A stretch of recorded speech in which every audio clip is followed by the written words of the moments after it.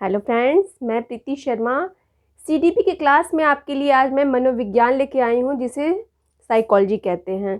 तो आज की क्लास में हम लोग मनोविज्ञान को पढ़ेंगे और मनोविज्ञान के कितने चरण हैं उसको भी देखेंगे।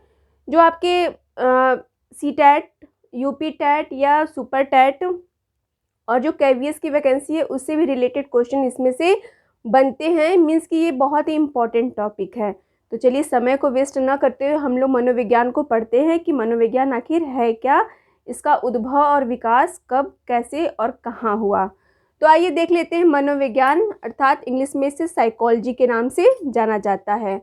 मनोविज्ञान क्या है? तो एक ऐसा विज्ञान, मनोविज्ञान क्या है? एक ऐसा विज्ञान जो व्यक्ति के व्यवहारों का अध्ययन करता है, मनोविज्ञान। ठीक है।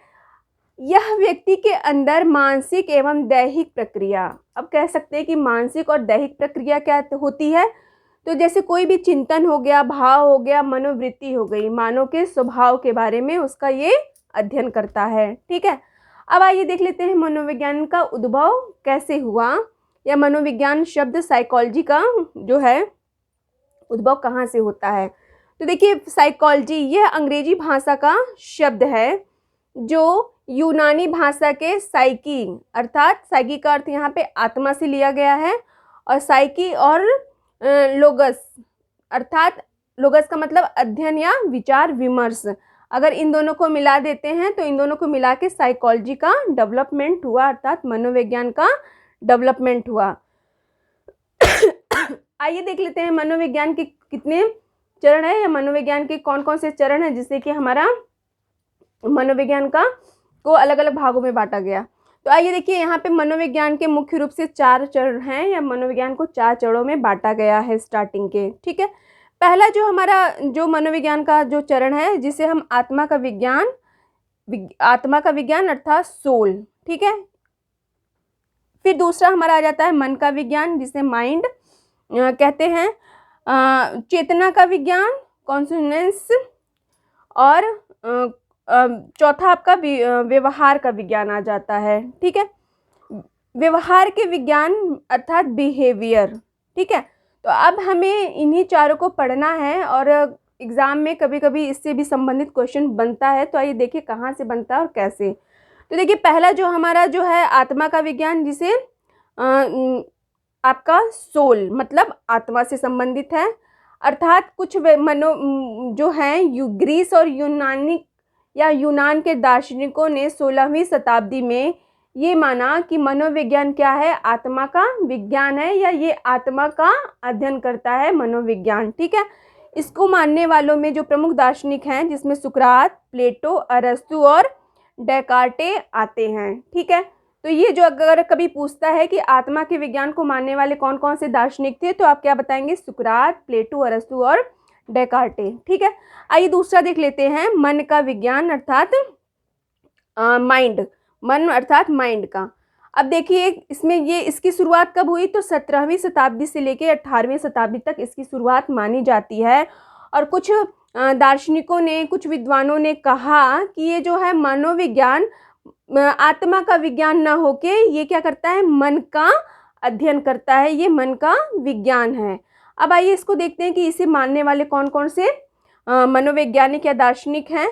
देखिए, लाक जो हैं वो कहते हैं कि ये क्या है? मन का विज्ञान है। कांट भी मानने वाले हैं, ह्यूम भी, और पंपोलाजी और थॉमस तथा रीड भी मन के विज्ञान का समर्थन करते हैं कि मनोविज्ञान क्या है? मन के विज्ञान का अध्ययन करता है। ठीक है। आइए तीसरा जो हमारा विज्ञान है, जिसे चेतना का विज्ञान अर्थात जो आपका कॉन्शियस है, कॉन्शियस से रिलेटेड है। इसकी शुरुआत जो है 19वीं शताब्दी में हुई।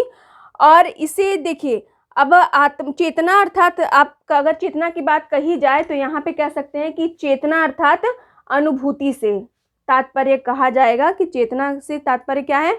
अनुभूति से। अब कहेंगे अनुभूति अर्थात व्यक्ति की कोई भी संवेदना, कोई भी भाव, कोई भी कल्पना या कोई भी प्रतिमा या प्रतिमान जो है किससे संबंधित है? आपकी चेतना से। मतलब कि आपके चेतन मन में ये सारे जो संवेग हैं या जो भी आपकी अनुभूति है वो सब इससे संबंधित होती है।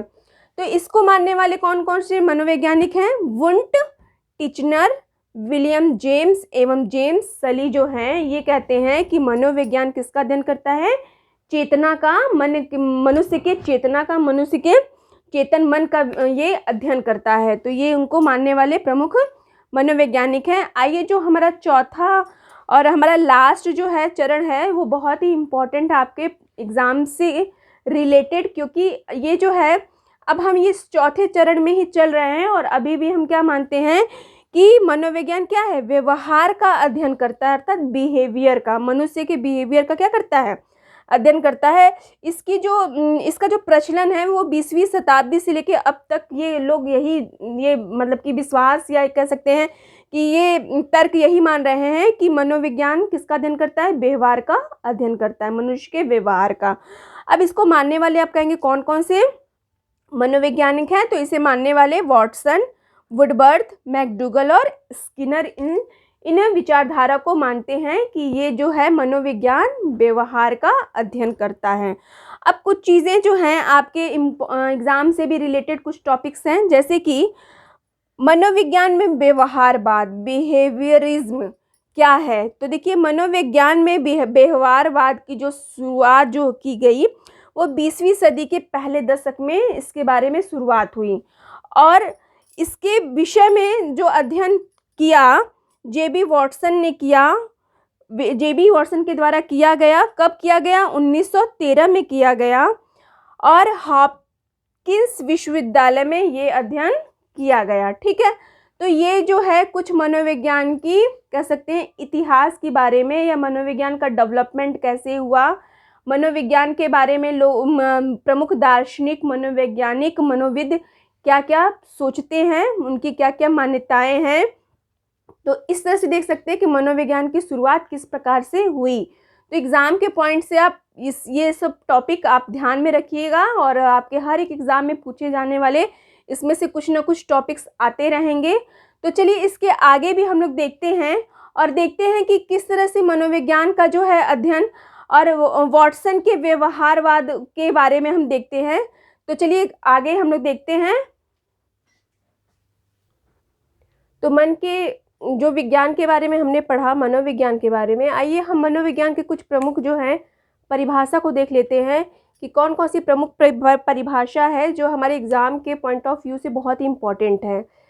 देखिए एक जो है वॉटसन का एक बहुत ही जो है इम्पोर्टेंट इनके बारे में हम बता दें वॉटसन के बारे में कि वॉटसन जो हैं ये वॉटसन को व्यवहारवाद का जनक कहा जाता है। ठीक है, तो ये आपके एग्ज़ाम के जो है दृष्टिकोण से इम्पोर्टेंट है कि ये नोट में आप लिख सकते हैं कि वॉटसन को क्या कहा जाता है? व्यवहारवाद का जनक। तो एग्ज़ाम में जैसे कभी पूछता है आपसे कि व्यवहारवाद के जनक किसे माने जाते हैं, तो आप कहेंगे कि वॉटसन को व्यवहारवाद का जनक माना जाता है। ठीक है, आइए इन्होंने कुछ और भी मनोविज्ञान के बारे में कहा इन्होंने अपने शोध में कहा कि तुम मुझे एक बालक दे दो। वॉटसन कहते हैं कि तुम मुझे एक बालक दे दो, मैं उसे वैसा बना दूंगा जैसा तुम चाहते हो। तो मनोविज्ञानवादी जो है वॉटसन वो अपने शोध में, मनोविज्ञान के शोध में कहते हैं कि तुम मुझे एक बालक दे दो और मैं वैसा बना दूंगा जैसा तुम चाहते हो। तो ये इनका बहुत ही इंपॉर्टेंट कोटेशन है आपके वॉटसन का। ठीक है, अब आइए वॉटसन का एक और भी बहुत जो है प्रमुख जो है परिभाषा है। वॉटसन कहते हैं कि मनोविज्ञान व्यवहार का शुद्ध, निश्चित, सकारात्मक और धनात्मक विज्ञान है। तो ये भी कथन किसका है? वॉटसन का है। मनोविज्ञान क्या है? व्यवहार का शुद्ध, निश्चित, सकारात्मक, धनात्मक विज्ञान है। तो ये आप याद रखिएगा कि वॉटसन को व्यवहारवाद का जनक माना जाता है। वो कहते हैं कि तुम मुझे एक बालक दे दो, मैं वैसा बना दूंगा जैसा तुम चाहते हो। और एक परिभाषा उनकी और महत्वपूर्ण है कि मनोविज्ञान व्यवहार का शुद्ध, निश्चित, सकारात्मक और धनात्मक विज्ञान है। ठीक है, तो ये हो गए वॉटसन के कुछ परिभाषाएं और कुछ कोटेशन।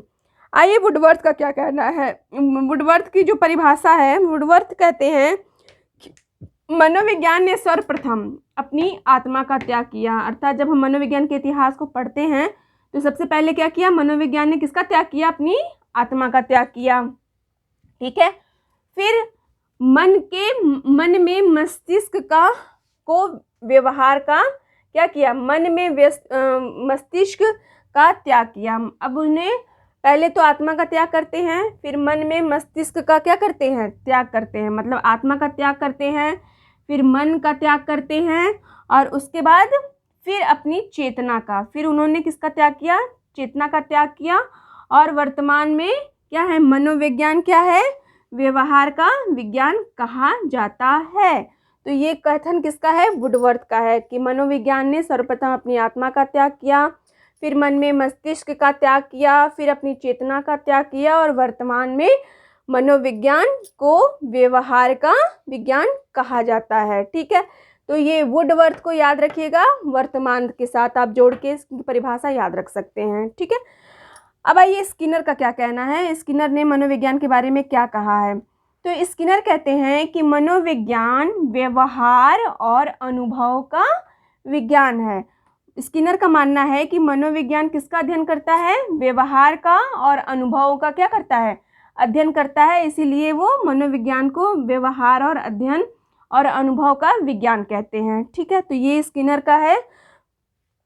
अब आइए क्रो एंड क्रो क्या कहते हैं कि मनोविज्ञान मानव व्यवहार और मानव के संबंधों का अध्ययन है, कि मनुष्य का व्यवहार कैसा है और मनुष्य का संबंध क्या है, उसका क्या करता है, मनोविज्ञान अध्ययन करता है। ठीक है, तो ये कथन किसका है, क्रो का। अब आइए मैकडूगल क्या कहते हैं। मैकडूगल भी बहुत ही इम्पोर्टेंट हैं, और इनका कहना है मैकडूगल का कि मनोविज्ञान व्यवहार व आचरण का विज्ञान है। मैकडूगल का कहना है कि मनोविज्ञान व्यवहार का अध्ययन करता है और मनुष्य के आचरण का अध्ययन करता है, ये कहना मैकडूगल का है। ठीक है, अब देखिए मन क्या कहते हैं। मन कहते हैं कि आधुनिक मनोविज्ञान का संबंध व्यवहार की वैज्ञानिक खोज से है।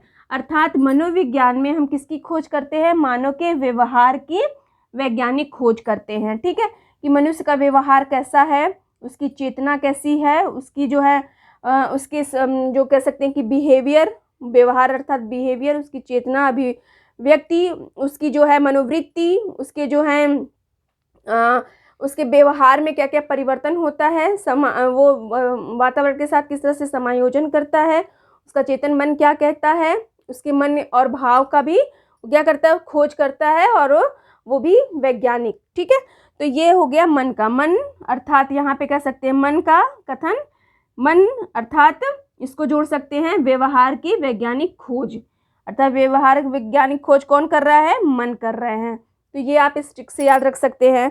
अब एक लास्ट जो है आपके सामने परिभाषा है स्किनर का। ठीक है, स्किनर का, और स्किनर क्या कहते हैं, स्किनर का एक तो ये परिभाषा आप याद रखेंगे स्किनर का। ठीक है, मनोविज्ञान व्यवहार और अनुभव का खोज। एक कथन इन्होंने और कहा है, एक इनकी जो है परिभाषा है कि शिक्षा मनोविज्ञान, ये यहाँ पे शिक्षा मनोविज्ञान के बारे में कह रहे हैं कि शिक्षा मनोविज्ञान अध्यापकों की तैयारी की आधारशिला है। ठीक है, तो जब हम शिक्षा मनोविज्ञान पढ़ेंगे, तो मनोविज्ञान तो आज हमने पढ़ा, अब इसके आगे का जो हमारा क्लास रहेगा वो शिक्षा मनोविज्ञान से रहेगा। शिक्षा मनोविज्ञान और बाल मनोविज्ञान को हम लोग कंटिन्यू करेंगे, जो आपके एक एक करके एग्ज़ाम में पूछे जाने वाले मेन टॉपिक्स हैं। तो आज आपको अगर ये क्लास अच्छा लगे तो लाइक करिए और लोगों तक शेयर कीजिए, जो हमारे भावी शिक्षक मतलब कि छात्राध्यापक और छात्राध्यापिकाएं हैं, जो ये CTET, super TET, UP TET के लिए तैयारी कर रहे हैं, केवीएस के लिए भी वो फाइट करेंगे। तो उसके लिए ये जो हमारे आज की क्लास है बहुत ही इम्पॉर्टेंट है, और ज़्यादा से ज़्यादा लोग तक शेयर कीजिए ताकि इससे वो लाभ उठा करके उनके जो भी कन्फ्यूज़न है वो दूर हो सके। तो आज के लिए इतना ही, मिलते हैं नेक्स्ट वीडियो में, तब तक के लिए नमस्कार, धन्यवाद।